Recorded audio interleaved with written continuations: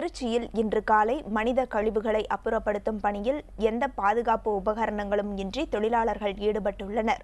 மனித கழிவுகளை மனிதர்களை அள்ளுவதற்கு 1993ஆம் ஆண்டே மத்திய அரசு தடை விதித்திருந்தாலும் இன்றளவும் அந்த கொடுமை அரங்கேறிக் கொண்டுதான் இருக்கிறது.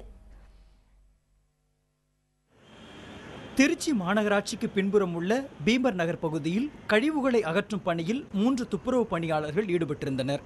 தனியார் நிறுவனத்தின் வாசலில் உள்ள சாக்கடை கால்வாயில் ஏற்பட்ட அடைப்பு காரணமாக கடந்த ஒரு வாரமாக சாலையில் கழிவுநீர் தேங்கியுள்ளது. அந்த அடைப்பை சரி செய்யும் பணியில் இந்த ஊழியர்கள் ஈடுபடுத்தப்பட்டுள்ளனர்.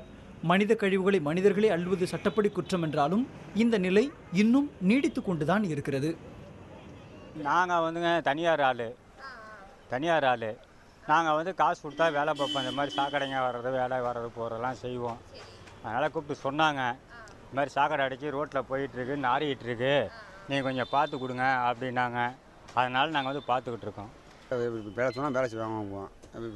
கைக்கூலி வேலை அன்றைக்கி வேலை செய்கிற வேலை கூலி செய்வாங்க. அதான் நம்மளோட வேலையை தான். வேலை அன்றைக்கி வேலைனா கிடைக்க வேலை செய்து போவோம்.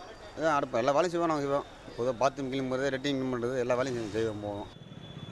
சாக்கடை குழாயில் ஏற்பட்ட அடைப்பை சரி செய்ய குழிக்குள் இறங்கிய இந்த தொழிலாளர்களுக்கு தேவையான முகக்கவசம், கையுறை போன்ற அடிப்படை பாதுகாப்பு உபகரணங்கள் கூட வழங்கப்படவில்லை.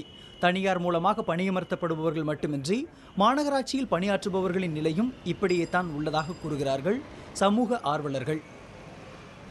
இதுவரையில் மனித மலத்தை, மனித கழிவுகளை மனிதர்கள் அகற்றுகின்ற போக்கை மாநகராட்சியோ அல்லது தனியார்களோ செஞ்சாங்கன்னு சொன்னால் அவங்க மேலே உரிய கடுமையான நடவடிக்கை எடுக்கப்பட்டு அவங்கள தண்டிக்கணும் அப்படிங்கிற போக்கு இது வரைக்கும் இல்லை. எனக்கு தெரிஞ்சு அப்படி யாரும் தண்டிக்கப்பட்டதாகவும் இல்லை. இது தொடர்பாக மாநகராட்சி ஆணையரை தொடர்பு கொண்டது புதிய தலைமுறை. அதற்கு சாக்கடை அடைப்புகளையும் திறந்த வெளியில் உள்ள மனித கழிவுகளையும் மனிதர்களை வைத்தே அப்புறப்படுத்துவதாக புகார் வந்தால் உடனடியாக நடவடிக்கை எடுக்கப்படும் என மாநகராட்சி ஆணையர் தண்டபாணி தெரிவித்துள்ளார். புதிய தலைமுறைக்காக செய்தியாளர் லெனின்.